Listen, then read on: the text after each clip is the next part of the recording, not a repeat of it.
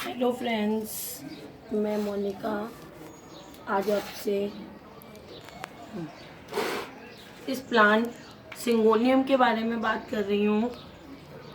ये देखिए, इसको एरो हेड प्लांट भी कहते हैं क्योंकि इसकी पत्तियाँ ये देखिए जैसे एरो का आगे से होता है, तीर होता है आगे से, उस तरह की शेप की इसकी पत्तियाँ होती हैं।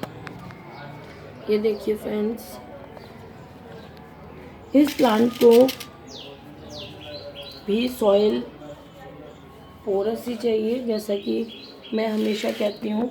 और मिट्टी इस प्लांट को मॉडरेटली मॉइस्ट मिट्टी चाहिए, जो मीडियम मॉइस्ट हो। बहुत ज़्यादा मॉइस्ट मिट्टी होने से इसमें रूट रॉटिंग होने लग जाती है। वैसे फ्रेंड्स, इसका रूट सिस्टम बहुत अच्छा डेवलप्ड रूट सिस्टम होता है,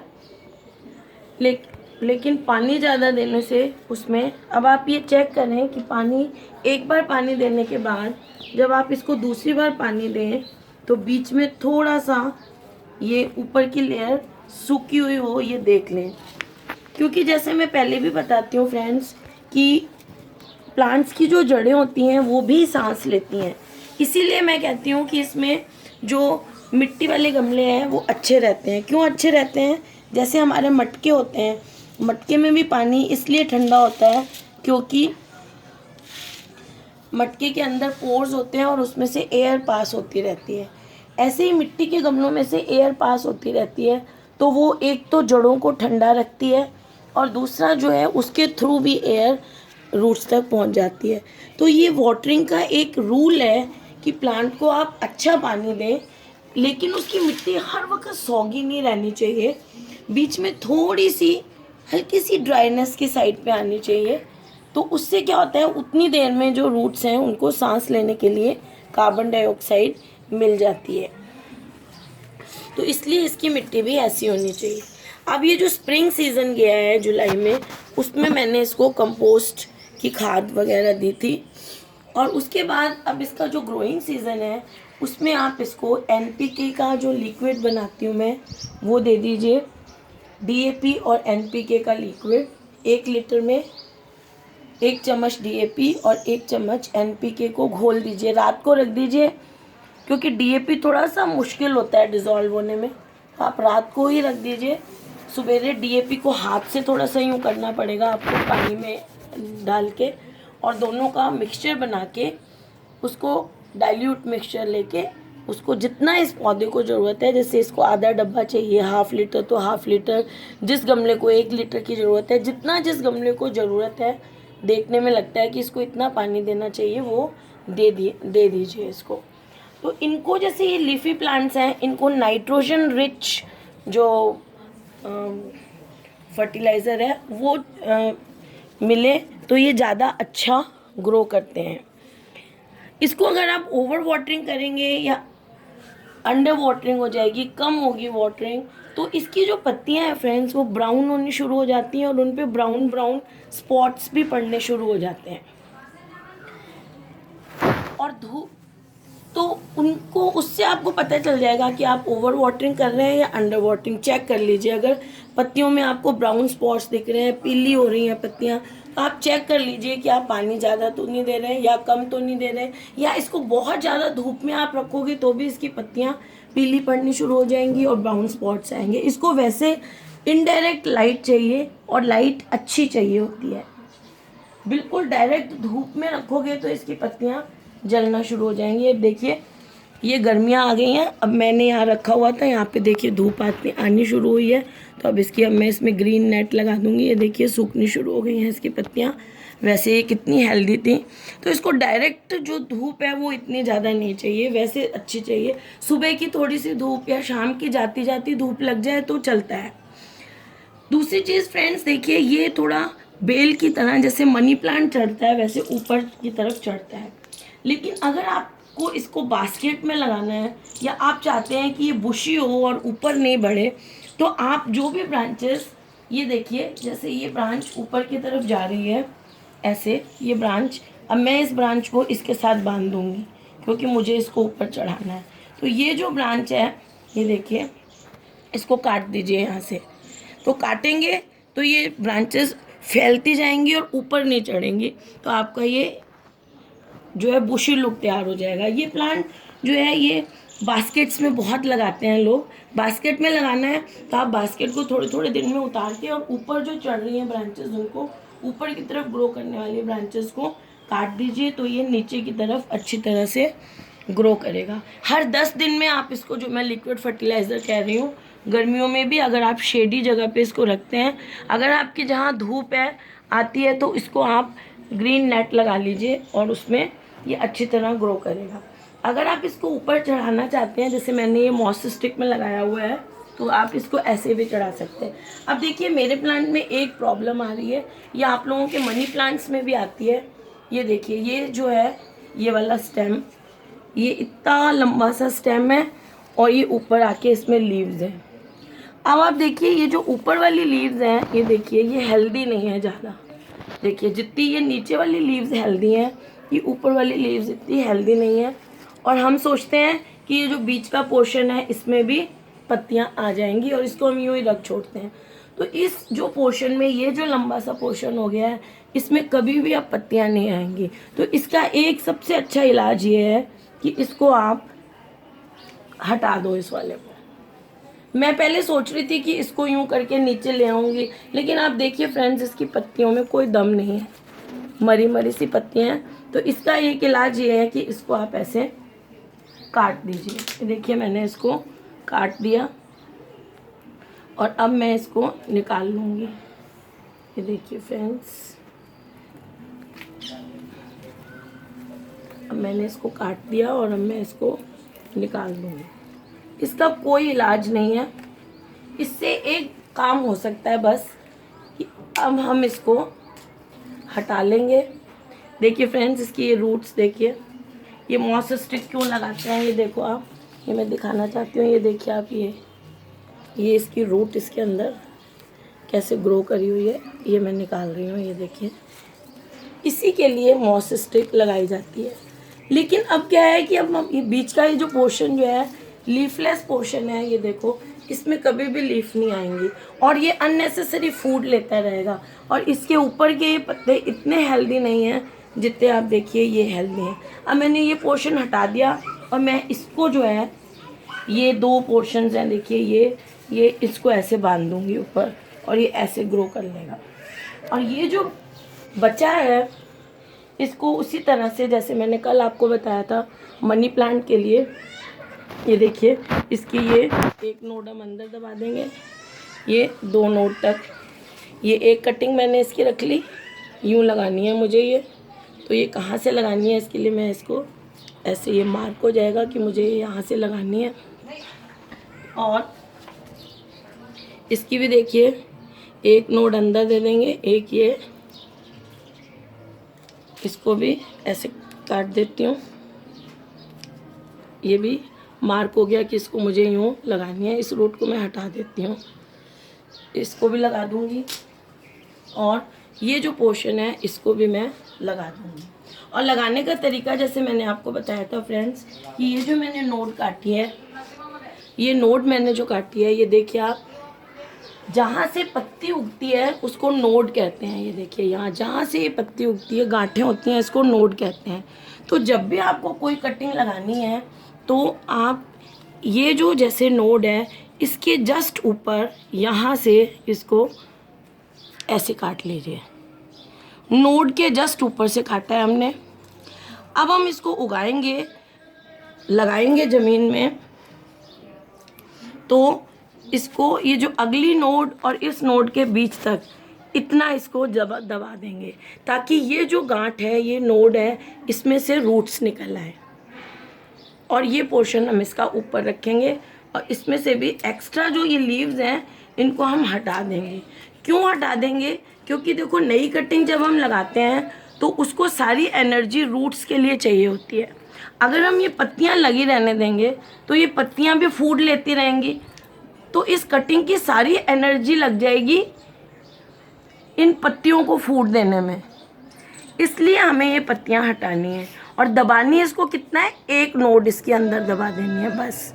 ये पोर्शन लंबा होता, ये पोर्शन लंबा होता, जैसे इसमें देखिए ये पोर्शन लंबा है, ये भी मैंने नोड के ऊपर से काटा है, इसको भी मैं यहाँ तक दबा दूँगी। एक नोड लेनी है, इस नोड से रूट्स निकलेंगी जो हम अंदर डालेंगे, और ये नोड हमें ऊपर रखनी है। क्यों रखनी है? कि इस नोड में से नई पत्तियाँ आएंगी। मेरे इसमें मैंने एक ही नोड रखी है, लेकिन आपको ऊपर भी 2 नोड रखनी चाहिए, ताकि उसमें से, अब ये बहुत लंबा हो गया इसलिए इसकी नोड्स में देखिए डिस्टेंस भी बहुत हो गया। तो ये देखिए फ्रेंड्स, इसमें भी ऐसे ही है, मैंने इसको ऐसे नोड के ऊपर से काटा है। एक नोड इसकी दबा दूंगी, 1 और 2 ये 2 नोड ऊपर है, इनमें से पत्तियां निकलेंगी, और ये नीचे वाली जो नोड है इसमें से रूट्स निकलेंगे। तो इसको मैं इसी में ही लगा देती हूँ। जैसे मैंने आपको मनी प्लांट वाली वीडियो में बताया था कि जब भी आप ऐसे मॉस स्टिक के साथ इनको, मनी प्लांट को या सिंगोनियम को लगाएं और पिलर बनाना चाहें, तो इसके चारों तरफ छोटे छोटे 3-4 प्लांट लगा दें, और वो सारे प्लांट एक साथ बढ़ेंगे तो ये बहुत अच्छा ग्रो करेगा। अगर आप एक ही लेके उसको लपेटेंगे तो वो बहुत टाइम लेगा बुशी होने में। तो अब देखिए ये वाला जो है, इसको मैं आपको लगा के दिखाती हूँ। अब इसी टाइम मेरे पास पेंसिल्स वगैरह नहीं है, तो मैं आपको इससे ही दिखाती हूँ। ये मेरा नाइफ़ है, देखिए मैंने नाइफ से होल किया, और ये मॉस स्टिक और इसके बीच में ये देखिए, ये मैं यहाँ तक दबा दूँगी। एक नोड है ये, और इसमें से रूट्स निकलेंगे। इसको सॉफ्टली इसमें यूँ रख दूँगी और ऐसे दबा दूँगी। ये देखिए, एक और ले रही हूँ मैं, इसके और इसके बीच में। अब देखिए मेरे इसमें जगह कम है, नहीं तो आप इसमें 1-1.5 इंच का डिस्टेंस रखिए तो अच्छा रहता है। ये होल करके, और ये देखिए ये एक नोड है, यहाँ तक इसको दबा दूँगी इसके अंदर। ये होल करना क्यों ज़रूरी होता है? क्योंकि ये जो हमने कटिंग काटी है, हम चाहते हैं कि इसके टिश्यू डैमेज नहीं हो, तो इसलिए हम इसको ऐसे अंदर डालते हैं। अगर हम इसको ऐसे हाथ से दबा के अंदर डालेंगे तो इसके टिश्यूज़ जो हैं फ्रेंड्स, वो डैमेज हो जाएंगे, और हम नहीं चाहते टिश्यू डैमेज हो जाएंगे, तो फिर ये ग्रो अच्छी तरह नहीं करेगा। ये देखिए मैंने इसमें होल कर लिया। अब इसमें देखिए कितनी सारी नोड्स हैं, 1 2 3 4 5। तो इसकी तो मैं, ये देखिए इसको भी ऐसे दबा देती हूँ। एक नोड अंदर जानी ज़रूरी है, ताकि उस नोड से ब्रांचेस निकलेंगी।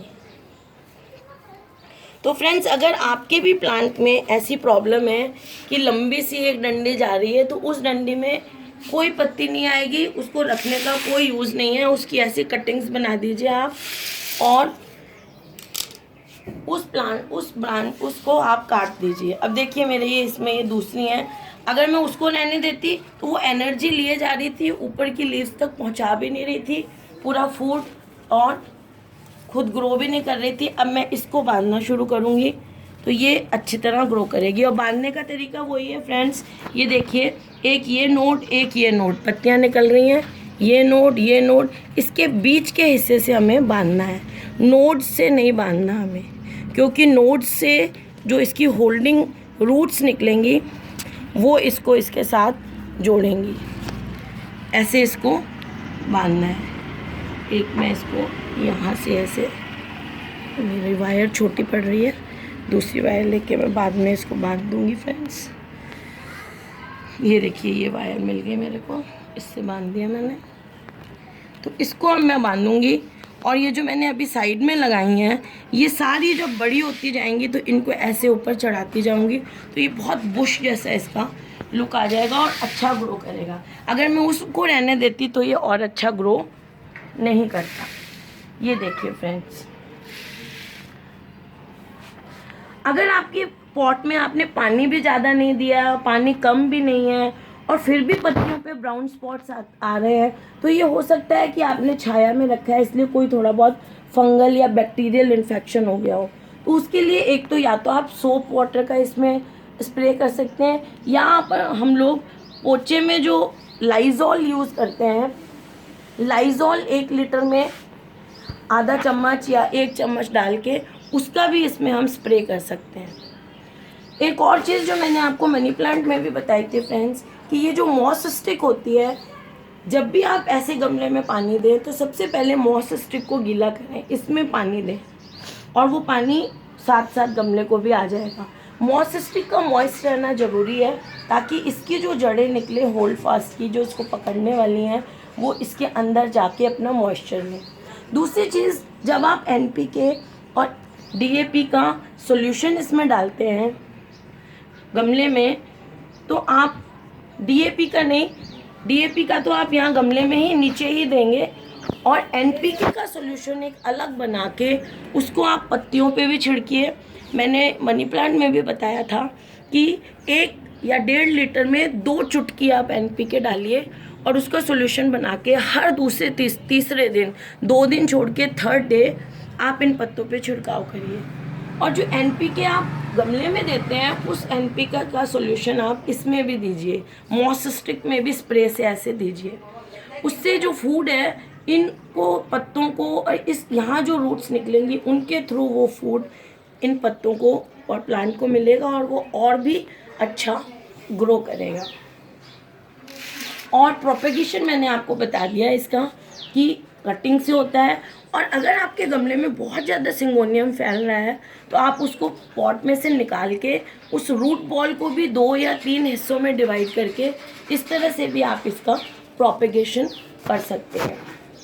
सिंगोनियम जो है वेरी इंडोर प्लांट बहुत अच्छा है, छाया और लाइट पसंद करता है ये। इसको रोशनी सूरज की मिलनी चाहिए, दिन में 1 आधे घंटे की धूप मिले तो चलेगा। बहुत ज़्यादा धूप में इसके पत्ते, ये देखिए ऐसे, आजकल धूप आई है तो ये देखिए इसके पत्ते ऐसे फेड होने शुरू हो जाते हैं। अगर आप इसको ज़्यादा धूप में रखेंगे तो ऐसे इसके पत्ते फेड होने शुरू हो जाते हैं। इसको छाया और लाइट चाहिए जिससे इसके पत्तों में ऐसे वेरिगेशन आए।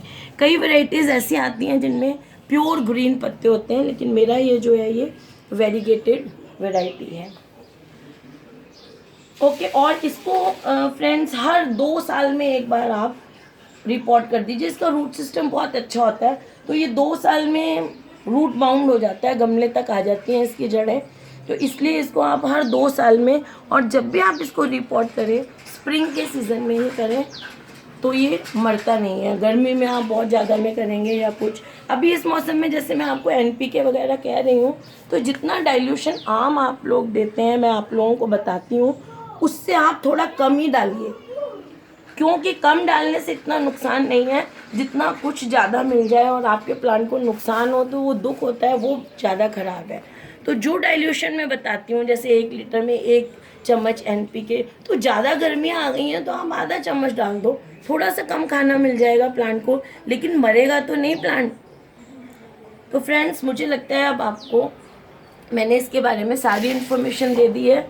तो अगर आपको मेरा ये वीडियो अच्छा लगे तो इसको लाइक करिएगा और मेरे चैनल को सब्सक्राइब ज़रूर करिएगा।